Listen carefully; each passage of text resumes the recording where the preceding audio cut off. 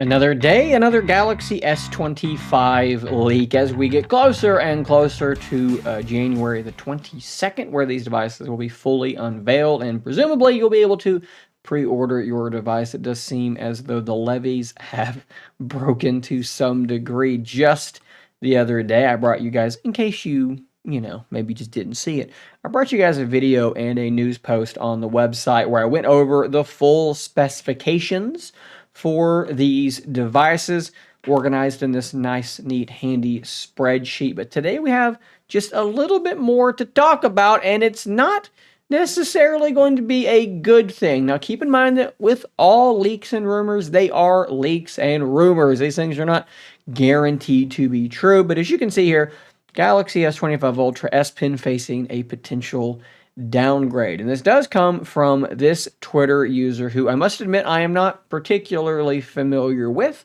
but this is being passed around as though it is gospel truth. So we have some reason to believe that this person has some sort of track record, but I'm not that familiar with them. Great big pinch of salt, as always. They say exclusive.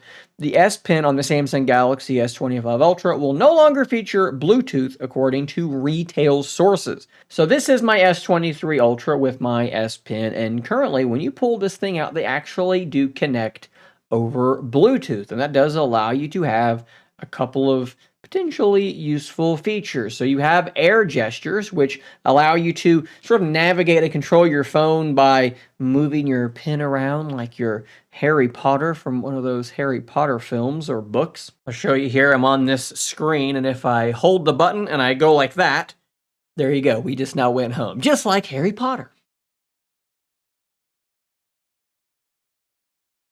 It actually is kind of cool, and I gotta admit to you, this might be the second time in my life I've ever used it. You've also got the ability to use the pen as your shutter, so if you've got your phone set up in a tripod, you can actually use this to trigger your camera's shutter remotely, which is also pretty cool. So without Bluetooth, you would lose those features. Other things are going to work fine. Obviously, writing is going to be just fine. Air commands, which give you this little pop-up menu of S Pen related tasks and applications, all of that stuff is going to work just fine. We've actually seen Samsung with some devices using passive S Pens still have all those features. You will be losing something. And the question is why? If you're going to take that away, take away the Bluetooth, and by virtue of that, some of these features, what is the benefit? Why would Samsung want to do this? And undoubtedly, if they're going to do this, there must be some, at least minor benefits. So trying to think of what it might be, not necessarily an easy thing. So obviously, one thing is that it could just be for cost savings. It could make the S Pen a little bit cheaper. It could make the S25 Ultra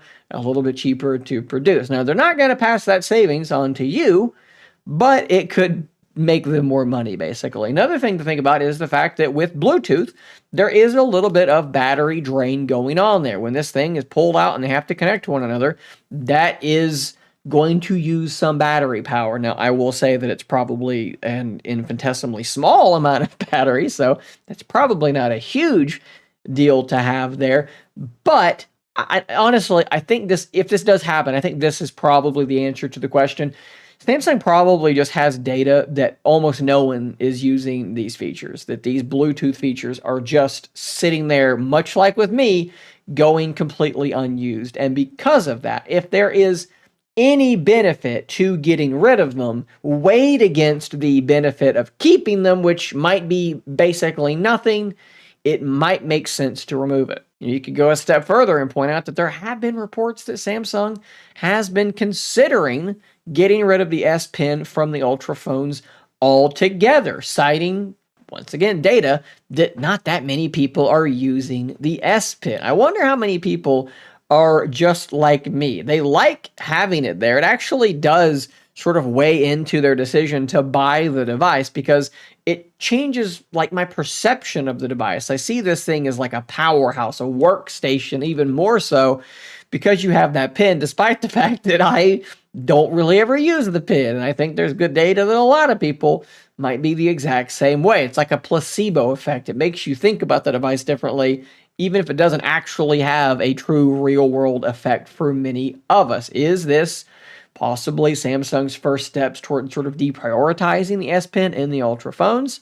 I don't think that is impossible. Honestly, as bad as this sounds on paper, you may think I'm crazy. Maybe you think I'm a Samsung knight, an apologist or something like that. But I don't think in the real world this is going to have that big of an effect because we're talking about some features that, again, most people probably weren't using. I think that the bigger issue with these devices is just the overall lack of changes. If I go back and we pull up these specifications from my article once again, there's not a lot going on from 24 to 25. You do have the new processor. Maybe you're getting more RAM on the lower models. You're getting a better ultra wide camera. But that's really about it in terms of like actually impactful changes. But I do want to just show you one more thing really quickly because I always see comments from people when they talk about these devices. They say, there's not enough of a change. No one's going to buy these phones because they're exactly the same as last year. And yet, when we look at numbers from S23 to S24, you see that the 24 actually did outsell the S23. You have to ask yourself, why is that? Was it for AI features? Flat edges? What exactly was going on that pushed this trend?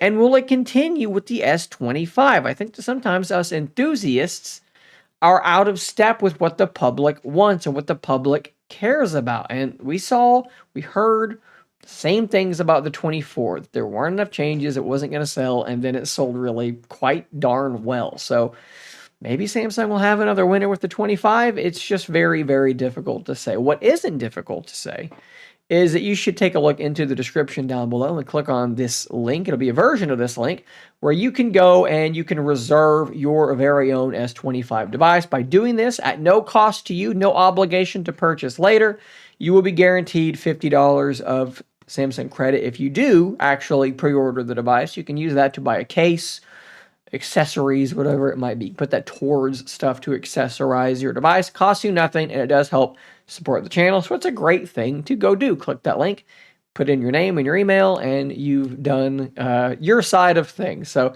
guys, let me know in the comments down below. How do you feel about this? Is this a big deal?